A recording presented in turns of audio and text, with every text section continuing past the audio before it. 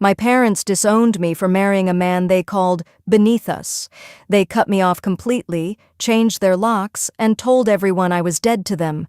What they didn't know was that my husband wasn't just any man, he was worth more than their entire bloodline combined. Hi, I'm Eliza, and this is the story of how my own family's greed and snobbery came back to destroy them in the most beautiful way possible. Stay with me because this story gets wild, and I promise the ending will leave you speechless. Make sure to like this video if you've ever felt underestimated by your own family. Growing up, I thought I had the perfect life. My parents, Catherine and Richard, owned 3 luxury car dealerships across the state. We lived in a mansion with marble floors, crystal chandeliers, and a pool that cost more than most people's houses. I went to private schools, wore designer clothes, and never wanted for anything material. But here's what I didn't realize until much later. My parents didn't just want wealth, they worshipped it. They measured every person's worth by their bank account, and they expected me to do the same.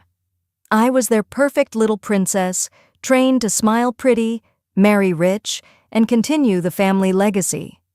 They had my entire life planned out, from the college I'd attend to the type of man I'd marry. Everything was about image, status, and making sure the family name stayed at the top. I never questioned it because, honestly, I didn't know any different.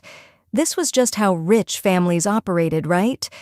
But then I met Daniel, and everything changed. What started as a simple coffee shop encounter turned into the love story of my dreams and my parents' absolute nightmare.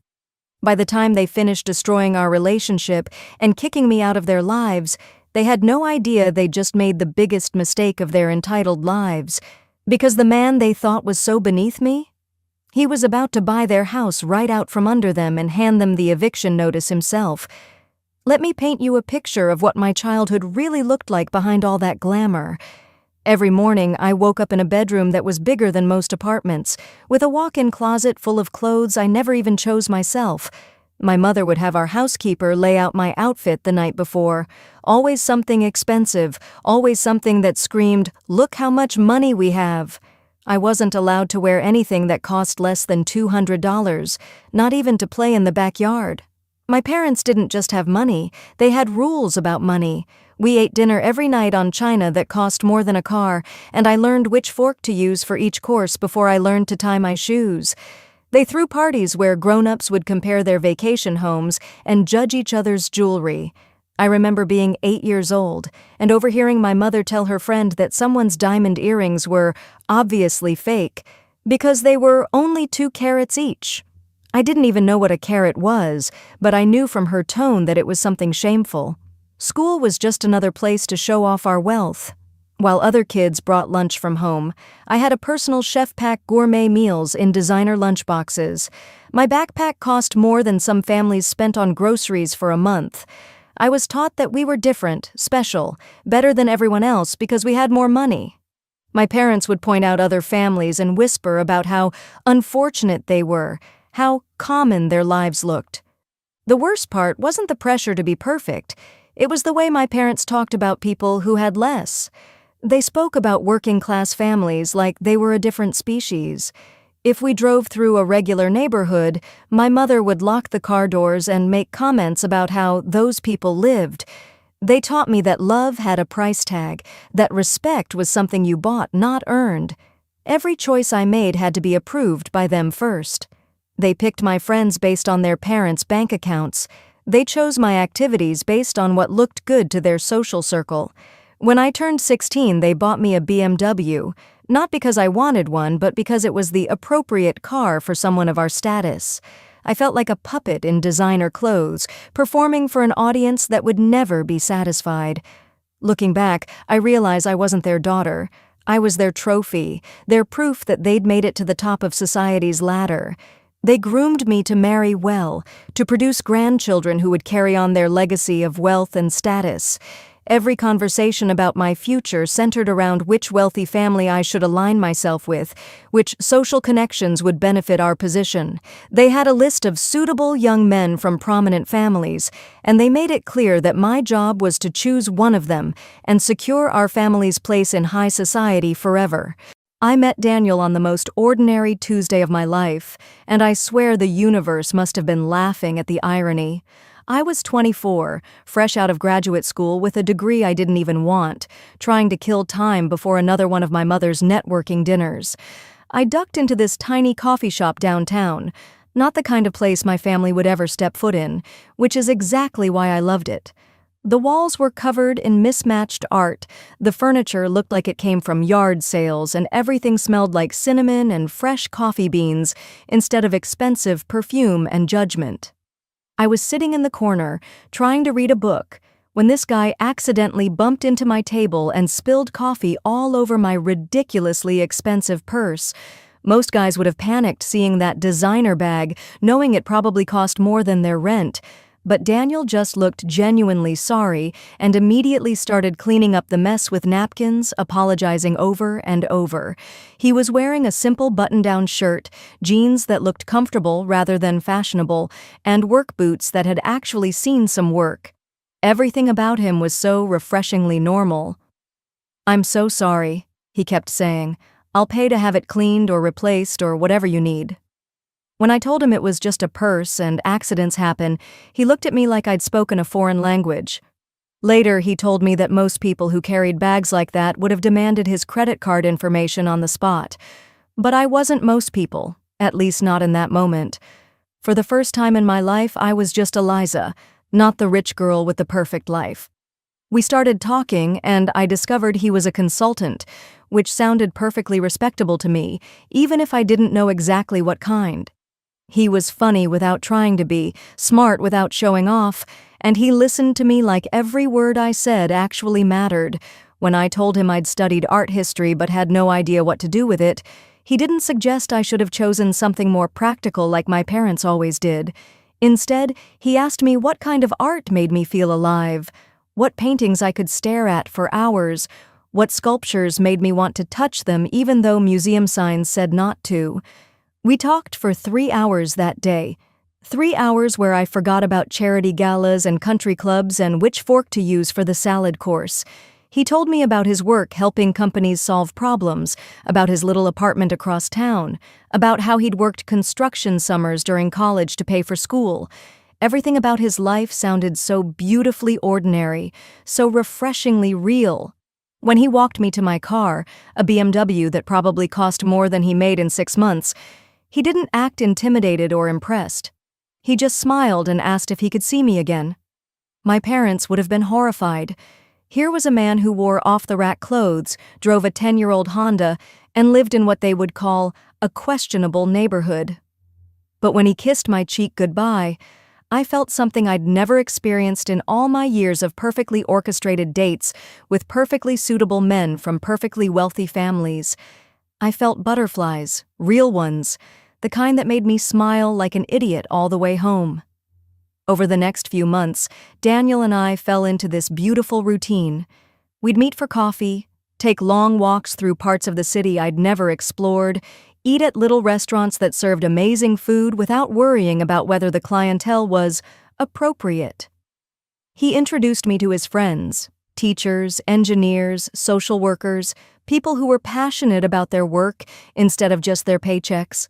For the first time in my life, I was having conversations about ideas instead of investments, about dreams instead of dividends. Daniel made me laugh in ways I didn't know were possible. He had this ability to find joy in the smallest things: a perfectly made cup of coffee, a street musician playing guitar, a dog wearing a ridiculous sweater. He taught me that happiness didn't have to cost anything, that the best moments in life were often the simplest ones. With him, I discovered parts of myself I never knew existed, parts that had been buried under years of expectations and social conditioning. For 6 months, I lived in this beautiful bubble where I thought I could have both worlds. I'd see Daniel during the day, stealing away to his apartment or meeting him at little restaurants my parents had never heard of, and then I'd come home and play the perfect daughter at dinner parties and charity events. I told myself I was just taking my time, being careful, making sure this relationship was real before introducing him to my family. But deep down, I knew I was being a coward. I knew exactly how they'd react to Daniel, and I wasn't ready for that fight. "Who's making you grin like that?" she asked, and something in her tone made my stomach drop. I'd been so careful to keep my two lives separate, but mothers have this way of knowing when something's changed in their daughter's world. I made the mistake of being honest.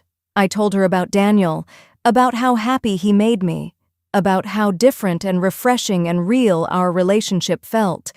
I watched her face change from curiosity to concern to absolute horror as I described his job, his apartment, his perfectly normal middle-class life.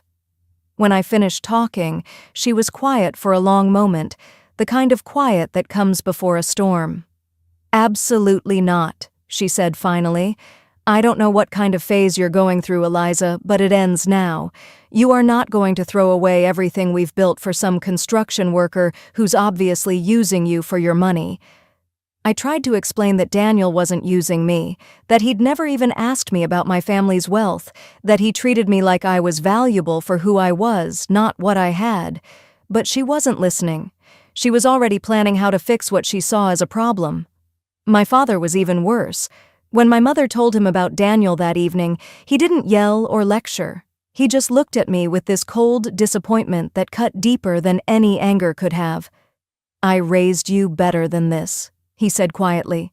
"I gave you every advantage, every opportunity, and this is how you repay us? By slumming it with some nobody who probably doesn't even have a college degree?"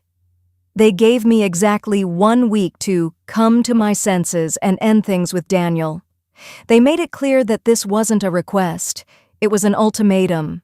Either I chose their vision of my life, complete with an approved husband from their social circle, or I chose to be cut off completely. No money, no family, no safety net. They were so confident I'd choose them, so sure that I couldn't survive without their wealth and status. But here's what they didn't understand. For the first time in my life, I'd experienced what it felt like to be loved for who I really was, not what I represented.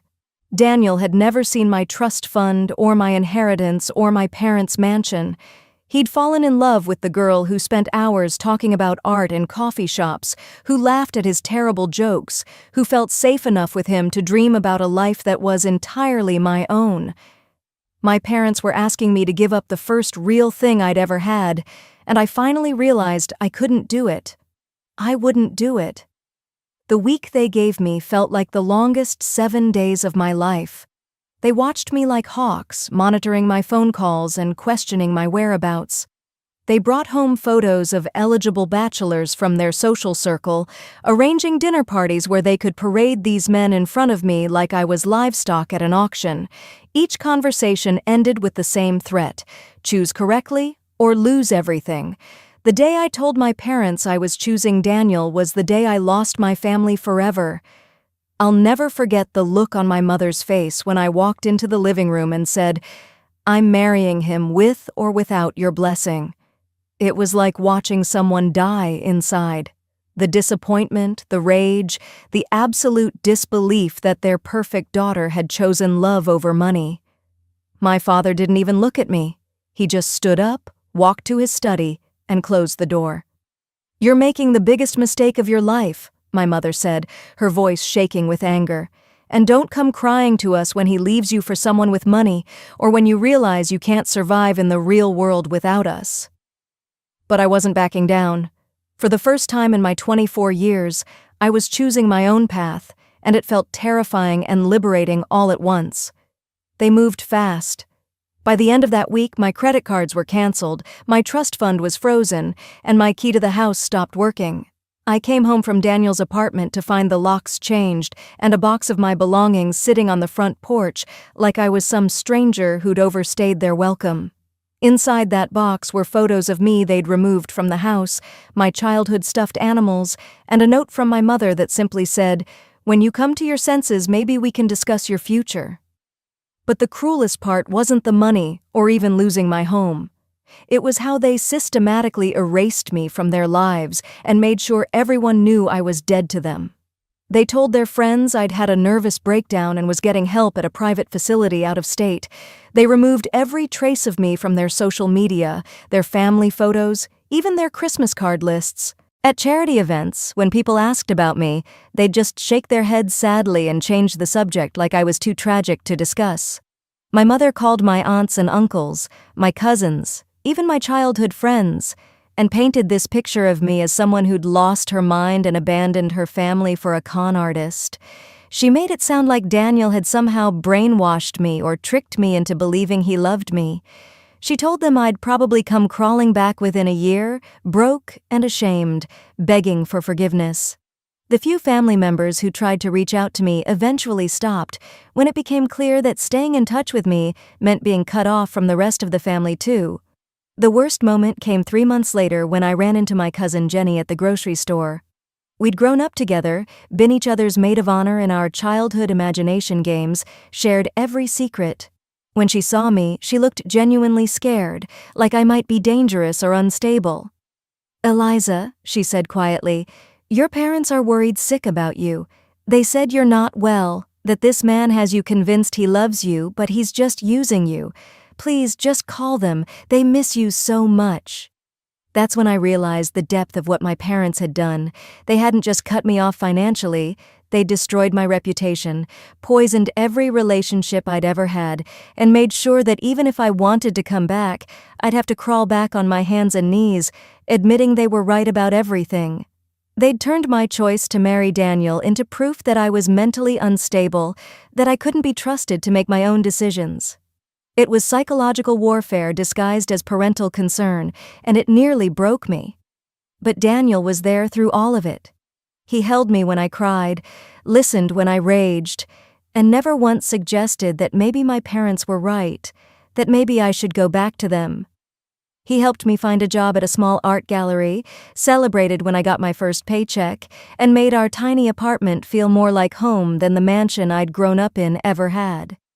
Daniel and I had been married for 8 months when everything I thought I knew about my life got turned upside down again. We were living in his modest apartment, and I was working at a small art gallery downtown, my first real job ever, earning my own money for the first time in my life. I was actually happy, genuinely happy, even though we were living paycheck to paycheck and I was learning how to cook because we couldn't afford to eat out every night. One evening, Daniel came home looking nervous in a way I'd never seen before. He sat me down on our thrift store couch and took my hands in his, and I immediately thought he was going to tell me he was sick, or that he'd lost his job, or that he'd been lying about loving me. "Eliza," he said, "there's something I need to tell you about who I really am." My heart stopped. This was it. This was the moment my parents would be proven right, when the man I'd given up everything for would reveal himself to be exactly the kind of person they'd warned me about. But what came out of his mouth was so far from what I expected that I actually laughed because I thought he was joking. "I'm not really a consultant," he said. "Well, I am, but not the kind you think. I'm the CEO of Morrison Industries. I own the company." Morrison Industries. The name sounded familiar, but I couldn't place it. Daniel pulled out his laptop and showed me the company website, showed me his photo in the executive section, showed me news articles about the business empire he'd built from nothing over the past 15 years. Morrison Industries wasn't just some small consulting firm. It was a multi-billion-dollar corporation with offices in 12 countries. Daniel wasn't just comfortable, he was wealthier than my parents could even dream of being. The man they'd dismissed as a nobody, the construction worker they'd been so horrified I'd chosen, was worth more money than our entire social circle combined. I stared at him in complete shock. "Why didn't you tell me?" I asked, and he explained that he'd learned early in life that people treated him differently when they knew about his money. He'd had too many relationships where women saw dollar signs instead of the person he actually was. When he met me, he'd wanted to know if I could love him for who he was, not what he had. The irony wasn't lost on either of us. I'd fallen in love with him thinking he was poor, while he'd fallen in love with me not knowing I was rich. "I was going to tell you eventually," he said, "but then your parents cut you off, and I realized you were going through the same thing I'd experienced my whole life. People judging you based on money instead of character. I wanted you to know you could build a life that was entirely your own first." He'd been supporting us this whole time, of course, but through carefully managed accounts that made it look like we were living on our combined modest incomes. The sweetest part was that he'd been planning to tell me on our first wedding anniversary, complete with a surprise trip to Europe and the keys to a house he'd been secretly buying for us. But seeing how much my parents' rejection had hurt me, how deeply their cruelty had cut, he'd started planning something else entirely, something that would give me the closure I needed and show them exactly who they'd lost when they chose money over their own daughter. What happened next was so perfectly orchestrated that I still get goosebumps thinking about it. Daniel had been quietly investigating my parents' finances for months, not to hurt them, but to understand exactly how secure they thought they were in their little kingdom of judgment and cruelty. What he discovered was that their wealth, while substantial, was almost entirely tied up in real estate and the car dealerships.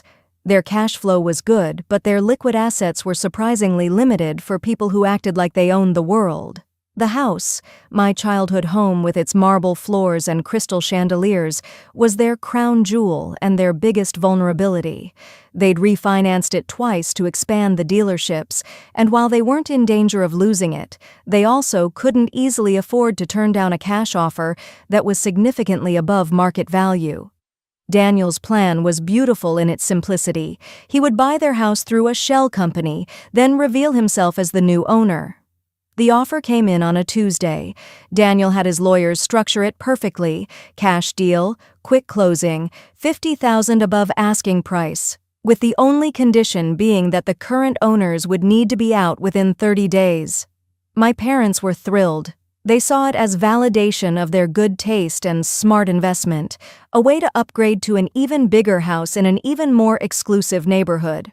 They had no idea that the mysterious buyer was the nobody their daughter had married, the man they'd dismissed as so far beneath their family that they'd rather lose their daughter forever than accept him. Daniel told me later that the shell company was called Elena Holdings, Elena being my middle name, the one my grandmother had given me, the grandmother who would have been ashamed of how her son and daughter-in-law had treated their only child.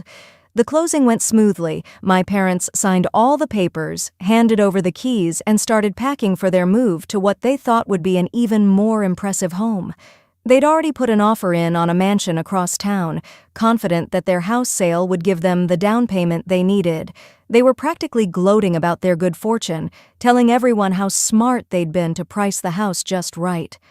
But on moving day, instead of a moving truck showing up to help them transition to their new castle, Daniel appeared at their front door. He was wearing one of his best suits, the kind that costs more than most people make in a year, and carrying the deed to the house in his hand. I was standing beside him, wearing a dress that cost more than my mother's monthly car payment, feeling stronger and more confident than I had in over a year.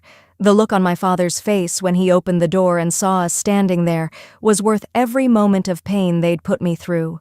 The confusion, then recognition, then the dawning horror as Daniel introduced himself as the new owner of their home and handed them the eviction notice. "You have 24 hours to remove your belongings," he said calmly. "After that, anything left in the house will be considered abandoned property." My mother actually stumbled backward, grabbing onto the doorframe for support. "This is impossible," she kept saying. "You can't afford this house. You're nobody. You're nothing." But there it was in black and white. Daniel's name on the deed, his signature on the purchase agreement, his money that had bought their sense of security right out from under them. The most satisfying moment came when my father, desperate to maintain some shred of his dignity, tried to negotiate. "We can work something out," he said to Daniel.